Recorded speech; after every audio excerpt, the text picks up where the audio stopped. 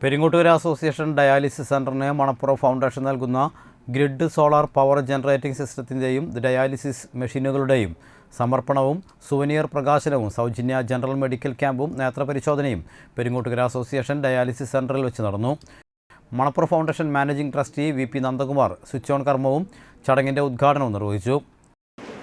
നേരത്തെ ശ്രീ സുഗതൻ സൂചിപ്പിച്ച പോലെ 10 വർഷമായിട്ട് ഒരു പൈസയും ചാർജ് ചെയ്യാതെ, അതായത് ഫ്രീ ആയിട്ട് ഡയാലിസിസ് നടത്തിക്കൊണ്ടിരിക്കുന്ന ഒരു സ്ഥാപനമാണ്. മുടങ്ങാതെ നടത്തുക എന്ന് പറയുന്നത് ഏറെ ദുർഘടമായിട്ടുള്ള ഒരു കാര്യമാണ്. കാരണം പല വിധത്തിലുണ്ട്. അതിൻ്റെ ചെലവുകൾ എന്ന് പറഞ്ഞാൽ പല ഹോസ്പിറ്റലുകളും ചാർജ് ചെയ്യുന്നത് 1000 തൊട്ട് 2000, 2500 രൂപ വരെയാണ്. ഇതുപോലെ എനിക്ക് അഹമ്മദാബാദിൽ പോകാനൊരു അവസരമുണ്ടായിരുന്നു. കാരണം അവിടെയും ചില സർവീസുകൾ നടത്താനായിട്ട് മണപ്പുറം ഫൗണ്ടേഷൻ സാധിച്ചിട്ടുണ്ട്. അവിടെയും കുറേ ഡയാലിസിസ് നടത്തുന്ന യൂണിറ്റുകൾ ഉണ്ട്. TGPA കേന്ദ്ര കമ്മിറ്റി പ്രസിഡന്റ് സുഗുണൻ കൊട്ടേക്കാട്ട് അധ്യക്ഷനായി.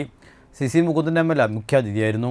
Manappuram foundation chief executive officer George D Das പദ്ധതി വിശദീകരണം നടത്തി. ചടങ്ങിൽ വിദ്യാഭ്യാസ കലാകായിക മേഖലകളിൽ തിളക്കമാർന്ന വിജയം കരസ്ഥമാക്കിയ അസോസിയേഷൻ മെമ്പർമാരുടെ മക്കളെയും സുവനീറിലേക്ക് സൃഷ്ടികൾ നൽകിയ വിദ്യാർത്ഥികളെയും ആദരിച്ചു. Anthikkad block panchayat president KK Sasidharan, Thanyam ഗ്രാമപഞ്ചായത്ത് പ്രസിഡന്റ് ശുഭ സുരേഷ്, ചലച്ചിത്ര താരം സാജു നവോദയ ഭാര്യ Reshmi Saju, Peringottukara dialysis centre nephrologist doctor Vinod Baburaj എന്നിവർ പങ്കെടുത്തു.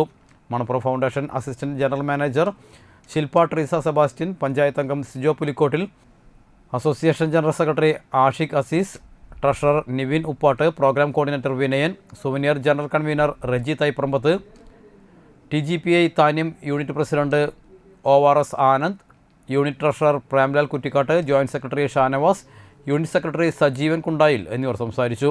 തുടർന്ന് സൗജന്യ മെഡിക്കൽ ക്യാമ്പും നേത്രപരിശോധനയും സൗജന്യ ജനറൽ മെഡിക്കൽ ക്യാമ്പും ഉണ്ടായി. പക്ഷെ നമ്മുടെ ശരീരത്തോട് മാത്രം നമ്മളത് കാണിക്കണില്ല. നമുക്കൊരു അസുഖം വരുന്നതിന് മുമ്പേ ചെക്ക് ചെയ്ത് നമ്മുടെ ശരീരത്തിന് അസുഖം ഉണ്ടെങ്കിൽ അത് ട്രീറ്റ് ചെയ്യാനുള്ള ഒരു മാർഗം നമ്മൾ കണ്ടെത്തില്ല. എപ്പോഴും അസുഖം വന്നതിന് ശേഷം മാത്രമേ നമ്മൾ ഡോക്ടറെ സമീപിക്കാറുള്ളൂ.